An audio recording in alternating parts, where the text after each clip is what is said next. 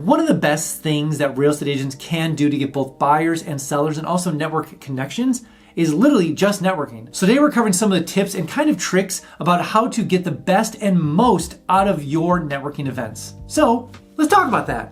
Hey everybody, if you don't know who I am, my name is Philip Shepard. I've actually been a real estate broker for over 15 years. This is your go-to resource for one of the most rewarding careers in the world.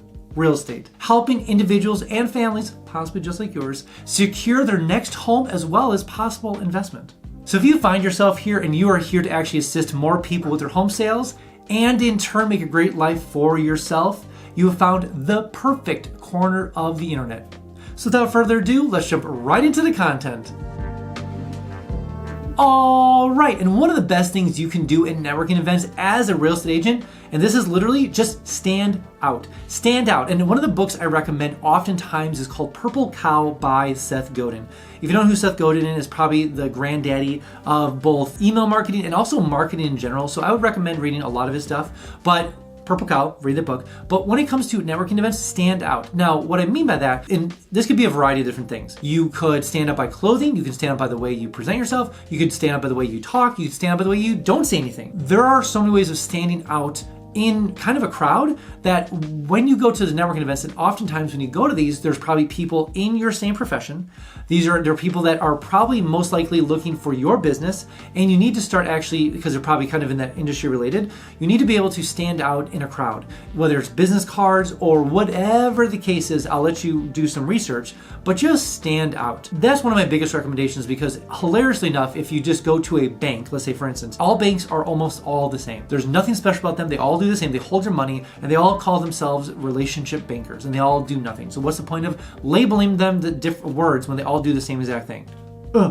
Anyways, you want to avoid those situations. And one of my, I would say, theories or mantras for life is that when you see a kind of a industry go one way, they all kind of go with the crowd. And I don't want to say with the sheep because that's unfair, but it's like they all kind of like, oh, this is the way we're going now. There, you have a better chance of success of going literally the opposite direction. And I don't mean like being like if everyone's being nice over here, you're being mean over here. What I am saying is that if everyone's starting to do these kind of things, and this happens in the real estate industry all the time, don't do this, do this instead. So one of my recommendations again is stand out in the crowd when you go to these networking events, because not only will it kind of make people who want to work with you even more, it will honestly tell the people who don't want to work with you to stay far away. And that's when you can start seeing the separation, because you want to work with the people that you want to work with, and you want to avoid the people you don't even want to talk to, honestly. And the second tip you need to know when going to these networking events as a real estate agent, and I mentioned this in a video before, but I cannot mention it enough, or I need to mention it again, is you need to listen more than you speak. The reason I mention this is because you know who you are, and your goal is to find out who other people are, obviously. Now, hilarious enough, if none of you talk, then it's kind of a problem, but oftentimes you need to be the one asking the questions. Where are you from? What do you do? How's it going? What's this? Tell me about your life. Where'd you come from? Blah, blah, blah, blah. There's so many questions that obviously conversation can drift in many different directions, but regardless, you need to be able to listen more than you speak. And what I mentioned before in another video was the fact that if you listen more than you speak, you can honestly ingest what they're saying and then give them back like, oh, this is what you mean from this and this and this. You can get to know somebody way better, obviously, listening to them, and then having them give you insights than the other way around, you talking. The reason you want to do this is because when you're at networking events, you're trying to decide oftentimes who do you want to work with and who do you not want to work with. And so you don't want to get into business or spend all this time like forever working with this person, realize this person is a trash hole. I don't want to work with them whatsoever. And so if you have these conversations ahead of time, listening more than speaking, you will know who you want to work with and not want to work with. And just on a human level, it is nicer to obviously listen than speak, and you get to speak into someone's life when asked. Like if someone has a difficult situation and you've been through that situation, you're able to add value to that person. And oftentimes you wouldn't allow them to get that situation of them telling you if you just talk the whole time. So just going back to that, a lot of these network events, you want to learn who you want to talk to and who you want to work with and not work with, and letting them talk and you listen is one of the key factors. Whoa. Before we jump on to the next point, one of the hardest things in real estate we all can agree upon is actually finding leads. finding people that are raising their hand saying, I want to buy or sell my home or buy a home. That's why I made a guide, a PDF, a book, so to speak, of over 100 ways of actually finding leads in your local community. So maybe you're an introvert, maybe you're an extrovert, maybe you want to do social media, maybe you don't want to do social media, maybe you want to be online, maybe you want to do networking events, maybe you want to do farmers markets. Whatever the case is, there are lead sources, lead styles for you in this guide. We all know that real estate is, obviously can have different styles of people, introvert, extrovert. We all know that. And so you will find actual lead sources in there for you. So go ahead and download it, use it. It's completely free to use, 100% free, email below. And the next thing I want to also point out is let me know how you're using these lead sources. I always want to continually improve this guide because there are a million ways of finding leads in real estate. So go ahead, enter your name, enter that email below, and I'll make sure to get that guide to you right away, free, right to your email. And again, I'd love to hear all the different ways you're using them and how are some things I can add to the actual guide itself. And the third tip when it comes to networking at events as a real estate agent, and this is gonna be a little more obvious, but it's crucially important, is after you've obviously stood out, you've talked to people, you've listened to more than you spoke, I would definitely recommend follow up with people.